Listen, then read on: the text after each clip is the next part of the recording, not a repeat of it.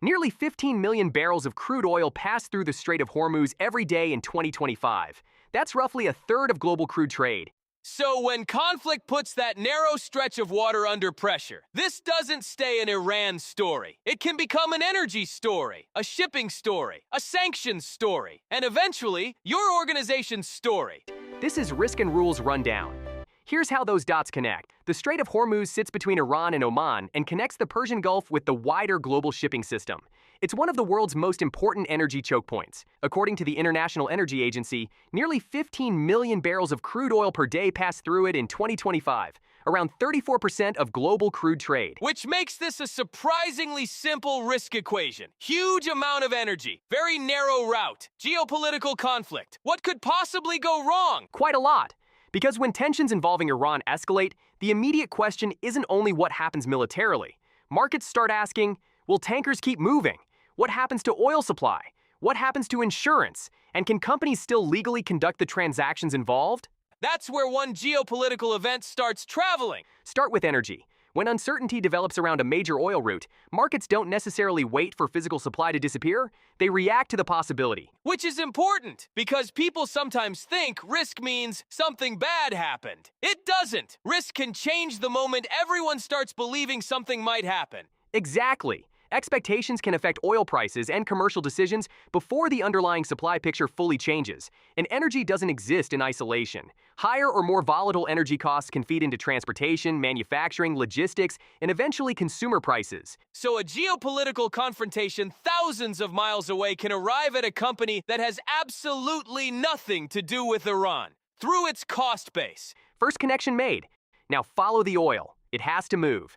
And here's where I want to challenge the rulebook. International law provides rights of transit passage through straits used for international navigation. So legally, the route can remain open. But Blue, if you're operating the tanker, does legally open necessarily mean commercially normal? No. And that's an important distinction. Legal access and operational reality are not the same thing. Because a shipping company isn't only asking, are we legally allowed through? It's asking, what's the security risk? What will this cost? Will our insurer cover it? And what happens if conditions deteriorate while we're there? Exactly. Conflict risk, shipping behavior, and insurance conditions can affect a route even without a formal legal closure. That's our second connection. A military risk becomes a commercial decision. And then comes another layer. Sanctions. U.S. sanctions govern whether certain activity involving Iranian-origin oil and sanctioned parties can be produced, delivered, sold, or paid for. That means organizations aren't simply navigating physical disruption.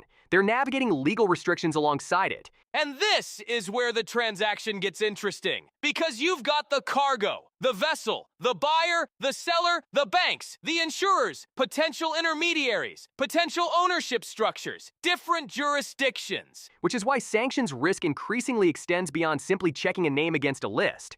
Organizations may need to understand the relationships and transactions surrounding the activity. So this is where our Season 2 theme really starts showing itself. You can't understand the sanctions risk without understanding the transaction. You can't understand the transaction without understanding the shipping. And you can't understand the shipping without understanding the geopolitics. Exactly. The risks are connected. But here's my challenge. Most organizations listening to us aren't oil traders. They're not shipping companies. They're not sitting in Tehran or Washington. Why should their board care? Because direct exposure isn't the only exposure. Imagine an organization with no operations anywhere near the Gulf. It may still depend on energy, international freight, suppliers with energy-intensive operations, insurers, banks, or customers affected by changing prices. So the board asks, do we operate there? Management says, no. Everyone relaxes. Wrong question. Potentially. A better question is, what do we depend on that could be affected? That's a very different risk conversation. And a much more useful one.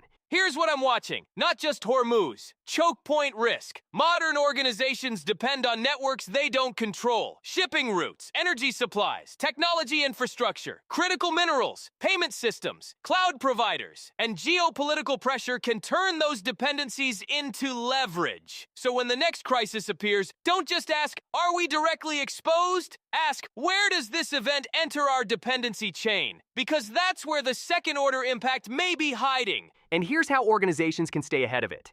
First, map critical dependencies. Not every supplier deserves the same attention. Identify the products, routes, providers, and markets your organization genuinely cannot operate without. Second, connect legal and operational intelligence. A transaction can be legally possible but commercially unattractive, and something operationally possible can still create sanctions or compliance concerns. Those decisions cannot live entirely in separate teams. Third, use scenarios, not predictions. You don't need to predict whether a particular route will close. Ask what your organization would do if access became slower, more expensive, or temporarily unavailable. That's the part I like. Don't build a risk plan that depends on correctly predicting geopolitics, because good luck with that. Build one that works when your prediction is wrong. That's resilience. So here's a practical exercise. Take one major geopolitical event and ask management 4 questions. What do we depend on? Where could this event affect those dependencies? Which indicators would tell us conditions are deteriorating? And what decisions would we make if they did? And don't accept, "We're monitoring the situation." Why not? Because monitoring isn't a response. What would you actually do? At what point? And who has authority to make the call? Fair challenge. Information only becomes useful when it supports a decision. So we started with Iran and a narrow stretch of water. And ended up with oil markets, shipping, insurance, sanctions, supply chains, and boardroom decisions. Which means this wasn't just an Iran story. It was an Iran story, but it was also an example of how risk moves through an interconnected world. And understanding those connections gives organizations something more valuable than another alarming headline. Time to see what's coming. And clarity about what to do next. So here's the question for your organization. When the next global shock happens, will you see the headline? Or will you see where it leads? Risk and rules run down, where chaos meets control.